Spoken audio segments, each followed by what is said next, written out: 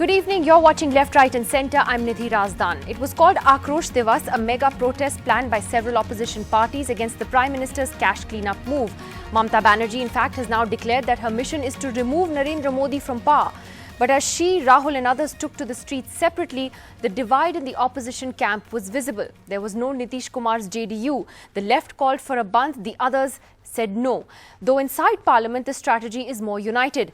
Can a divided opposition take on Narendra Modi? And what do the results of the local polls in Maharashtra tell us, where the BJP has in fact done very, very well? Well, the other big announcement that has come today is another amnesty scheme for those people who do have undeclared black money at the moment. What the government has said today is the following. It says if you come forward with this money that you have and you declare it, you'll be taxed 50%. You can keep 25% of the rest of it, and the remaining 25% has to be locked in government bonds for a period of say 4 years or so. There'll be 0% interest on that, but ultimately then you get that money back. So effectively, let's say you're declaring 1 lakh, then you get to ultimately keep 50,000 at the end of that 4-year period. However, if your money is seized in an income tax raid, then the tax and the penalty that you have to pay will amount to 90% of your money. That's also raised a very significant question on whether this amnesty scheme has then in fact diluted the entire purpose of this exercise, which is to go after those people who are hoarding black money, and whether one amnesty scheme after another is the answer, or whether it's a smart and practical move by the government. Joining us on the program tonight, Gaurav Gogoi, Lok Sabha MP of the Congress Party, Siddharth Singh, National Spokesperson of the BJP, Mahua Moitra of the Trinamool Congress, and Aarti Jairath here in the studio with us. Let me ask you this question first, Siddharth Singh. The whole exercise that was undertaken by the Prime Minister was to clean up the economy, was to go after people who had undeclared money. But do these amnesty schemes actually undermine that effort just a little bit? Because we've actually heard the Prime Minister, even as early as yesterday, giving warnings to people with illicit cash. Does this undermine that a little? Certainly not. The purpose is to get the black money, which is unaccounted money, back into the system, and thereby the government is giving the chance to those who have not declared to declare it and pay penalty on it, so that it comes back into the system. As far as those who do not declare and don't take this opportunity, or they had not taken the opportunity earlier and now take this opportunity, they will be paying a penalty, and the system will be rich by what they declare, and they will pay a penalty. And those who do not take this opportunity, certainly the government is going after them, and the government will be, whatever the law says under the income tax, they will be penalized for it. But Mr. Singh, the Prime Minister had already announced a voluntary disclosure scheme that expired on the 30th of September. After this big exercise was taken. Now, if somebody actually declares their black money, they'll get taxed 50%, but ultimately the remaining half will come back to that person. Is that really a stiff penalty? What was done earlier was at 45%, now it is 50%. So you are giving an opportunity to people to declare money. The idea is to make those who hold illegal money stashed somewhere in the country also to declare it and come within the system. So I don't see anything wrong. The idea is to enrich the system and make unaccounted money which is in circulation, which is called the parallel economy, which becomes a burden on the economic activities of the government and of the country, less burden. So I think it's a great move, and people must take this as into an opportunity. Mahua Moitra, how does the Trinamool see it? Because as Siddharth Singh says, it's one more opportunity for people to come forward, declare this money and put it back into the system. Some would see this as a very practical move by the government, therefore, and not one that actually compromises or in any way takes away from what they've announced. How do you see it? Number one, I'd like to point out the sort of falsehoods that the very argument put forward by the BJP spokesperson. He says this illegal money has to go back into the system. There is nothing known as illegal money. Money which is legal tender, it's a promissory note issued by the Reserve Bank of India. It is guaranteed public debt. There is money which is untaxed in India, which is called black money. But agricultural income in India is not taxed. Hence, the majority of the population, 68%, for whom primary livelihood is agriculture, have money which is not black because it's never been subject to tax in the first place.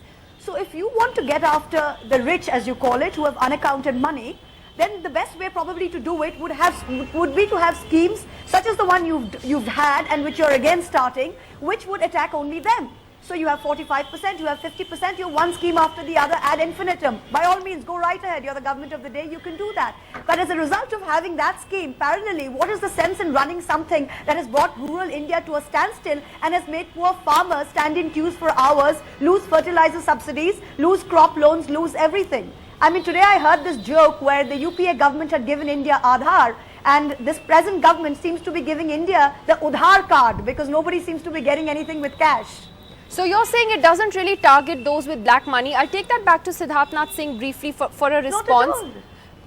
Siddharth, yes. Firstly, the TMC must understand the meaning of the illegal money. Well, I'm sure if the chit fund scams which has happened is something which is called illegal. When you make money illegally without following the system and using discretionary quotas or discretionary powers, it becomes illegal, which becomes unaccounted, and therefore it doesn't get taxed. So I think if TMC can understand, I think the debate will be more healthy. As far as this another amnesty scheme which you may like to call, I won't call because there is a penalty in it, so, and it's a heavy penalty. This is an opportunity, and certainly after demonetization which has happened, there is a mindset in the country which would help to work in getting this illegal money or unaccounted money back into the system, and I'm sure this will help the banks to realize a lot of money and the government to realize a lot of tax collection, which will definitely be going in the interest of the Garib Kalyan program, which the government is nurturing. Oh, well, Gaurav Gogoi, how does the Congress see this Garib Kalyan program that the government is talking about? That they're going to put this money, into a program for the poor. You should be welcoming that. Since 8th November, the government of India has started a Garib Vinash program. I don't understand why this second amnesty scheme has come up, Nidhi. There is already, the government tried it once. Why is it trying a repeat? And secondly, after in the last 16 to 17 days, after the black money holders have managed to find loopholes, convert their illegal income into gold, into tax saving instruments, then why are you again, is this government giving them a sweetheart deal and getting into a deal where you say, okay, thoda aap rakh lo or thoda hum rakh lenge? Then why did the entire majority of this country go through the crisis of having no 500 notes, of having no 1000 rupee notes? Why did the government go through the entire crisis by which 2% GDP has, 2 points of GDP are supposed to come down? So this latest move defies all logic. It shows, it further proves that this government had no planning. The only objective was that this government wanted to pat itself on its back. It was insecure that it had done nothing on corruption. It first said it will bring black money from abroad in 100 days. It failed to do that.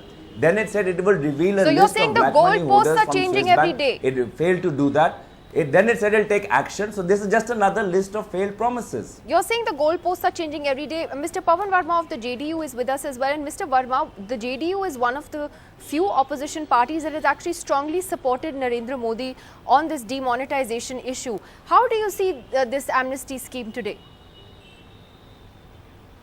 Well, Nidhi, I want to say that we have supported the demonetization move because we support any move to fight corruption and black money. We have critiqued the implementation and the preparedness of the government to implement the scheme. But on the specific question you asked, I believe that it's very premature to pass a judgment on one scheme unless you see the entire blueprint that the government proposes to follow as a follow-up to this scheme. Because obviously one move of this nature is not going to serve the purpose of eradicating black money. We know that black money is in Benami property. We know it's in gold and bullion. We know it is abroad, which the government had promised and not brought back.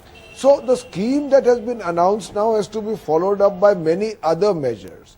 Now, if this voluntary disclosure scheme, with the penalties that it has, is one block of a larger building block, one piece of a larger building block, we need to know. Right now, it's very difficult to pass judgment on what the government is doing unless you have the whole holistic scheme before it, because we hope that the government does have that.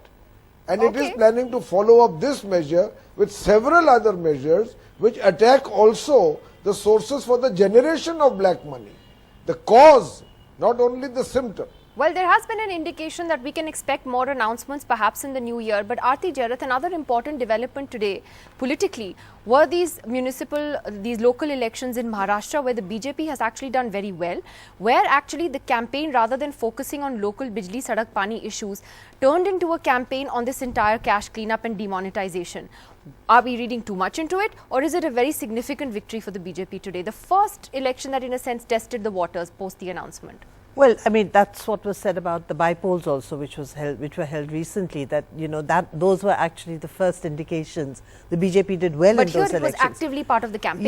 Yeah, absolutely. And I think, you know, the fact is, Nithi, that, you know, we are getting reports from rural India that people do support this move. They're facing hardships, it's true. They're standing in queue. Many people are having to go to the banks 4 times before they can withdraw money. They're facing all that, and yet they feel that it's a good thing. And they feel it's a good thing because they feel it is attacking the class that has been exploiting them. The local moneylender, the local landlord, you know, the big guys in their villages. And, you know, you read reports, people are saying that we work very hard in the fields the whole day. Those guys drive around in big cars. So I think that right now there is a fair amount of vicarious pleasure that people are getting, you know, from the thought that maybe the big fat cats in the villages are suffering. And that is why there's so much support for it. But the thing is, how long will they tolerate the distress that they're facing today? It's been only 3 weeks. We have to see if this distress continues well into December and they actually are not able to sow their crops. They're not able to buy fertilizer to, you know, for their crops. They're not even able to sell the crop that they've harvested, which is, you know, lying with them. Then I think you're going to see a completely different kind of reaction coming forward. Would you say the Maharashtra polls are at least an initial indication of support on the ground? Absolutely. They are definitely an indication because, you know, remember, I mean, the BJP has been in power there for 2 years. And I think it also shows that the Congress and NCP are really don't have the muscle to fight the BJP. Gaurav Kawai, let me take that back to you, because for all the protesting that the opposition is doing, which you're, you know, well within your rights to do, is the opposition also sort of disconnected from those voices in India that are actually, you know, still supporting this move? How do you see these Maharashtra elections, these local elections which were fought on the issue of demonetization? Well, if you look at the bypolls, and if you've seen that every ruling party, whichever state they are, whether it's Tripura, West Bengal, Assam, in the bypolls they've done well. Similarly, it's natural for Maharashtra, where there's a BJP government, for them to do slightly better because they are in a ruling over them. But let us, if we derive a correlation between these bypolls and demonetization, I think that would be premature. Right now, what is going on in rural India, because it is up till December 30th, people can still deposit old currency notes. So the farmers, the shopkeepers are still trading in old currency. These notes are still as part of a legal transaction in rural India. We will see the impact after December 30th when these old 500 notes cannot be deposited. The new 500 notes, God knows when they will be available in the market, and the real test of the government will be then. Because 86% is cash dependent. We have very few ATMs. So whatever the government might say about cashless, they have not created the banking infrastructure with the ATMs and bank branches. So India correlation between today's election will remain results. cash dependent, and it will be a test when these new 500 notes are out in the market. So you're saying it's too premature to link these polls to this demonetization, but Mahua Moitra, why not link it? Because again, on the ground, in the campaign, this actually became the focus of the campaign rather than local issues. Can the opposition ignore that? What does it tell you about sentiment on the ground, at least in Maharashtra? You'll have to ask someone from Maharashtra on the sentiment on the ground, but as far as the sentiment on the ground, what we see in Bengal was, I think, very clear, and I think what Gaurav said is actually true, that for bypolls, the ruling party does have a kind of a sort of a sentimental advantage. So I do think this is played, but also remember, this is a corporation election, and in India we have a history of traditional voting patterns that varies greatly from panchayat to corporation to assembly to the Lok Sabha. So the same set of people will vote differently in corporation or panchayat elections on very local issues for local candidates where the candidate can make a difference. Whereas if you're looking at a Lok Sabha election, they will vote in a very different pattern. In an assembly election, they'll vote in a very different pattern. So I think it's a little premature to get directly, but you know, if they've done well and they think they're patting themselves on the back, good for them. Although Siddharthnath Singh, you don't seem to be patting yourself on the back. You seem very somber, even though your party's done so well. How are you seeing it, Siddharth? How are you seeing this? Well, I'm amused at certain, political analysis being done when particularly a local level polls are taking place, and Nagar Panchayats elections are definitely in the ladder. They are very low after the Lok Sabha assembly, and it comes below that. So, and in that BJP has done fairly well. There was a comment from the Congress. I would like to explain to him that we got in last time we were number 3, now we are number 1. Last time we got, the corporators were 298, and the results are still coming, and we are 963 as of date now. So it's not fairly well. We have done extremely well, and it is a place where the local issues get dominated in elections, and they are the one who have been standing in line, as been said by the opposition again and again. Now, somebody saying about, Bengal, I wish to differ there also, because we just had in Bengal by-elections, 2 Lok Sabhas and 1 assembly. Just to give, in 1 Lok Sabha, that is Cooch Behar, the BJP jumped from 15% in 2014 to 28.5% vote, and in another, that is Tamluk, which is a kind of a syndicate for the TMC, from 6% in 2014, we came to 15.3% in 2016 by-election. So there is a fairly good jump for the BJP even in Bengal.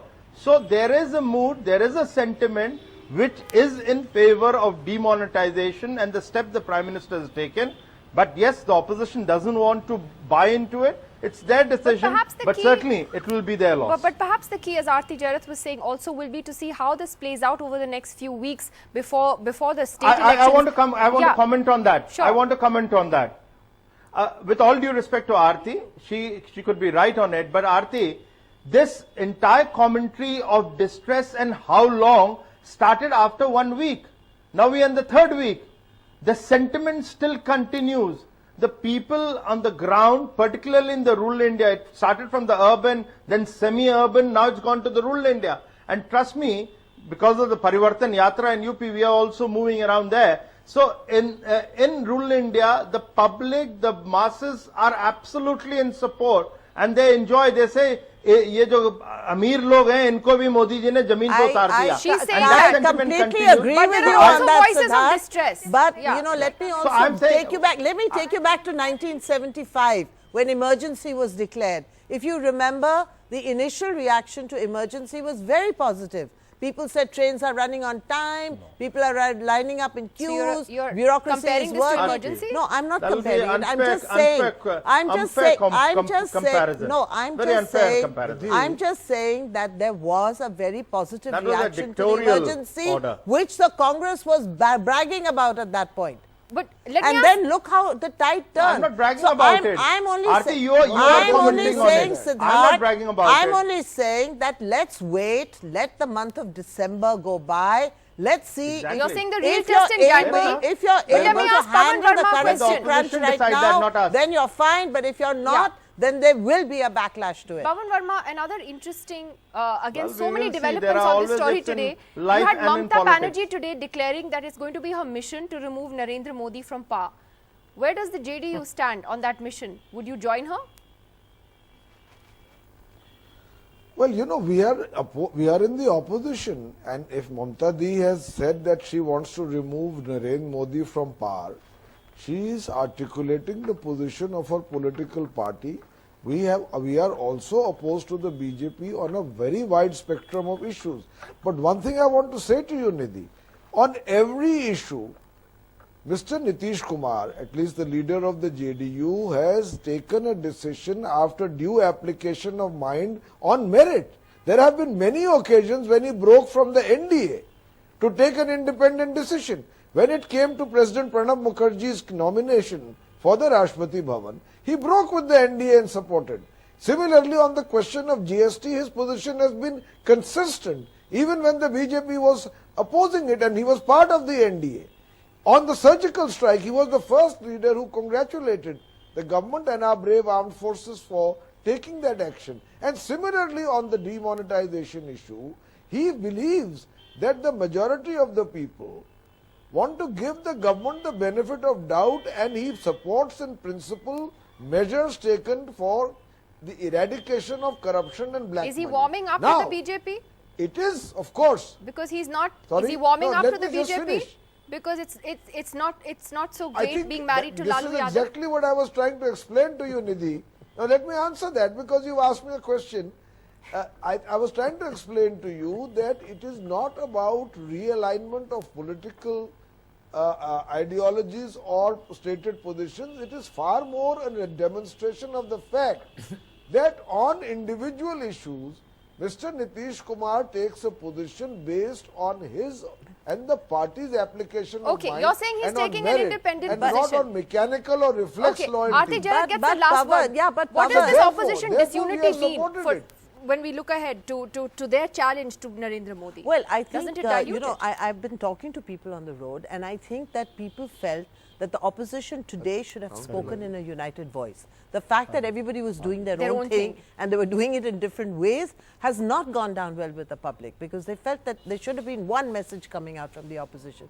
But the thing is that every leader is trying to position himself as the main, you know, anti-Modi force for 2019. And I think that's where the whole, you know, this whole opposition unity starts to fracture, because everybody sees himself or herself as the a potential possible leader. prime ministerial candidate or the leader of an anti-BJP coalition. So, Yeah, well, Mahua, I am sorry, I'm out of time today, but you know, there's a lot to look forward to this Sorry, week, Nidhi, because my we are connection was told lost, we but are can I told that come the back Prime to the Minister is conversation? also likely to finally speak in Parliament on this issue. We're all waiting to hear that. Perhaps that will be tomorrow. Thank you to all of you for joining us tonight. We'll see you again tomorrow night. Goodbye.